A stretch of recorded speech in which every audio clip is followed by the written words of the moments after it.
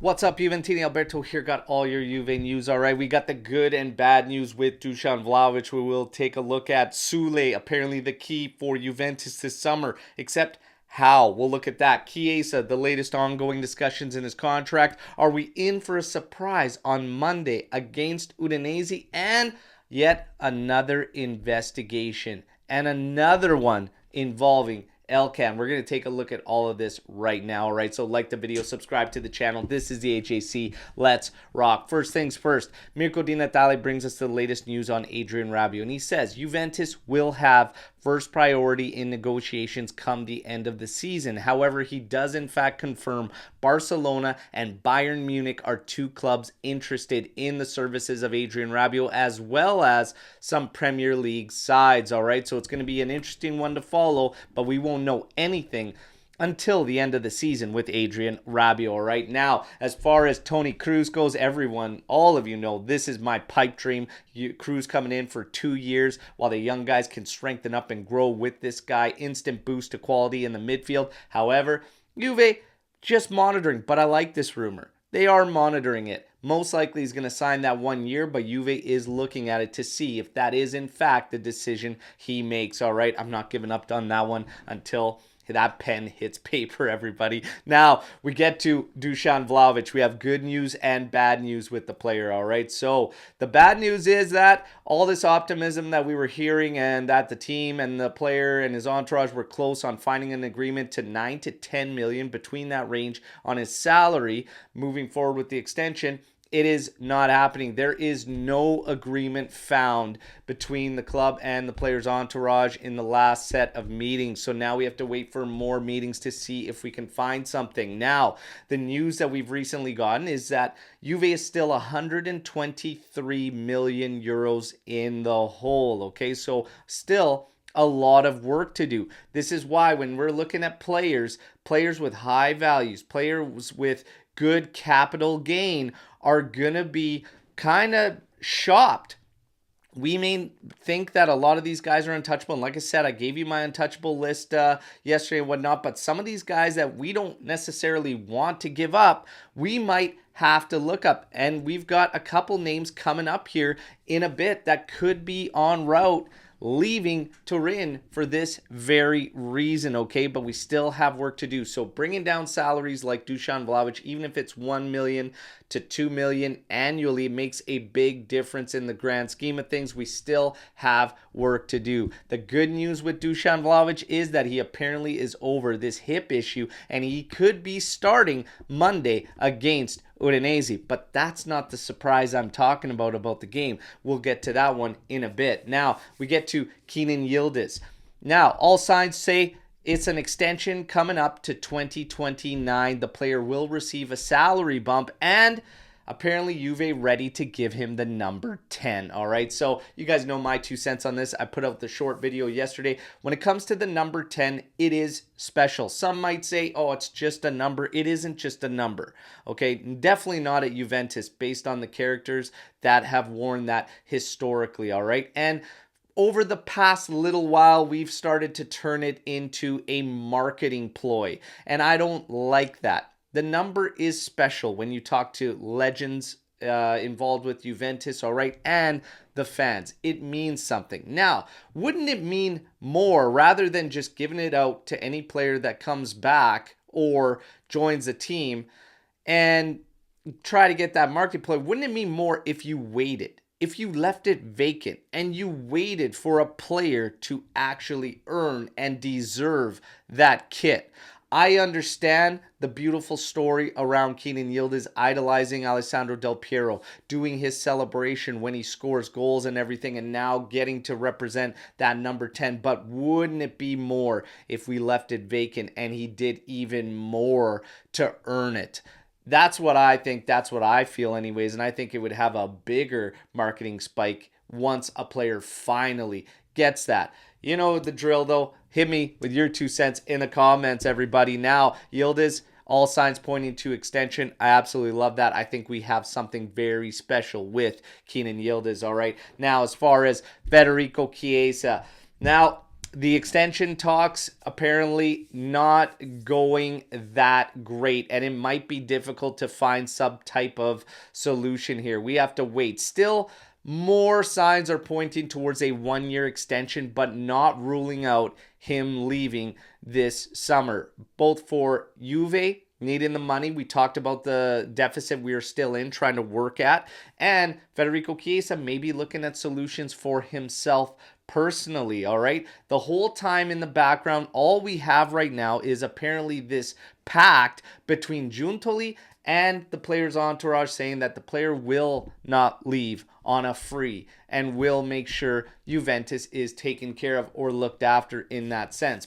But now today, we're starting to hear that maybe that could also be in doubt. So again, if you're Juventus, you're not going to want to run into a situation like we did Paulo Dybala. You are going to want to get something out of this, all right? He goes into his final contract year after this summer. So, if this doesn't get done by season's end, he is definitely 100% leaving this summer. If we get a contract extension, even on 1 year, there's the potential for him to stay. But it's going to be an interesting one to follow. Now, with Soule, how does this all tie in? Because Soule is being reported as the key for Juventus. But the key for Juventus could be a couple different avenues. Number one, coverage. More coverage with Kenan Yildiz.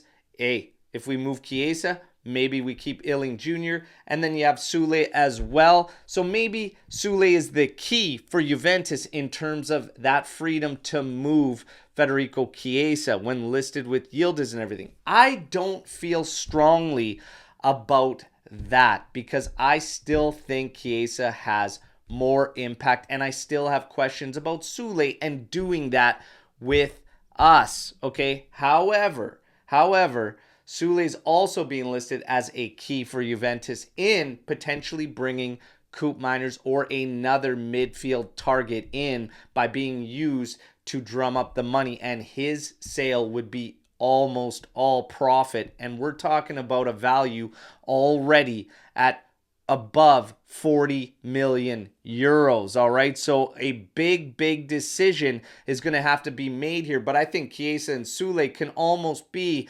linked together as far as what Juventus does this summer. For Soule, I'm still kind of feeling more towards moving him. But Federico Chiesa, if we can't, make things work there, I'd be more than happy also to welcome Soule back. But I think world-class, ready now talent is where we need to be at, all right? So it's going to be an interesting one to follow. But Soule being listed as the key for Juventus to be bringing somebody in. But is Juve going to be thinking about keeping him?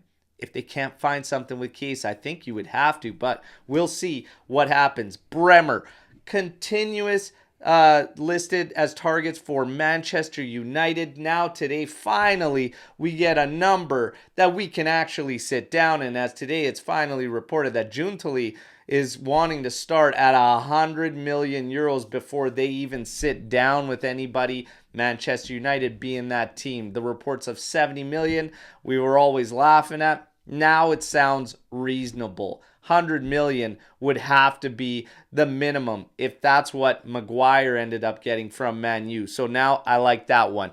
Alex Sandro slated to start Monday against Udinese. That's not the surprise I was talking about, everybody. The surprise we could be in for is Djalo has played 60 minutes in a training match recently, and we could be closer to seeing him make his debut for Juventus sooner rather than later, all right? Now, I don't expect him starting any matches as he hasn't played since March, whatnot, but a cameo could be on deck. Would it happen this Monday against Udinese? I won't rule it out if he got 60 minutes in a training match through him, but you just never know. Maybe we have to wait a little bit longer, but the positive is he is getting closer and closer. I can't wait to see this guy in action for Juventus. Now, we wrap things up with investigations. yesterday we got the news of another investigation coming in terms of Juve's budget from 21-22 season from prosecutors in Rome.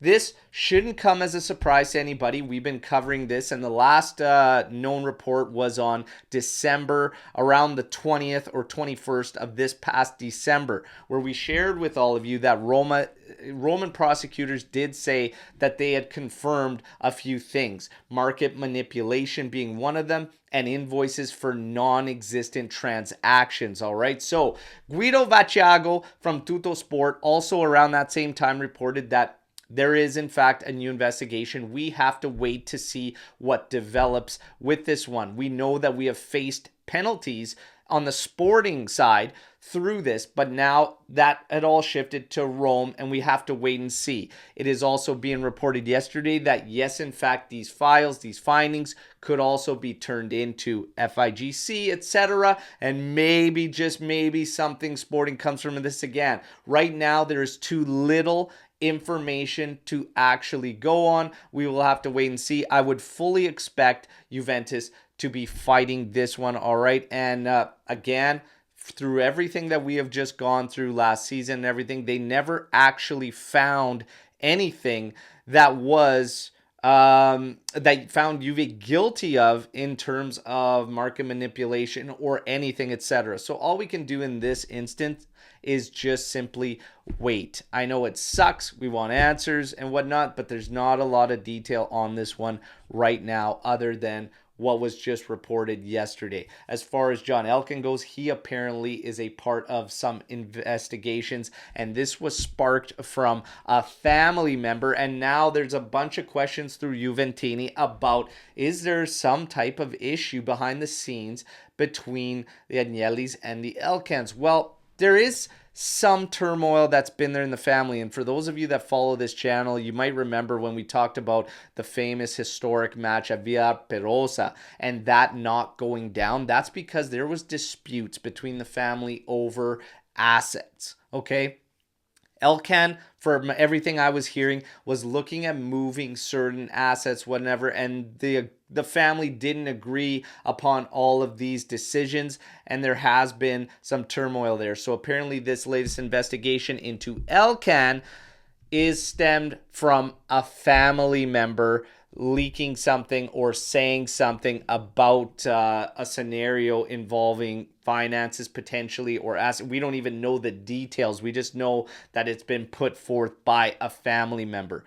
Hey, never a dull moment around Juventus. You guys, I'm going to say the same thing I did all of last season. Let's just wait for information to come in and unravel. But hey, as far as this investigation out of Rome, whatnot, I'm not too concerned, all right? And I think there would have been a lot more around it over this time frame if it was going to end up being something very, very serious. But again, all we can do is wait. You just never know. And you always have that wild card that it's Italy. And sometimes when it comes to legalities, they seem to make their own rules up.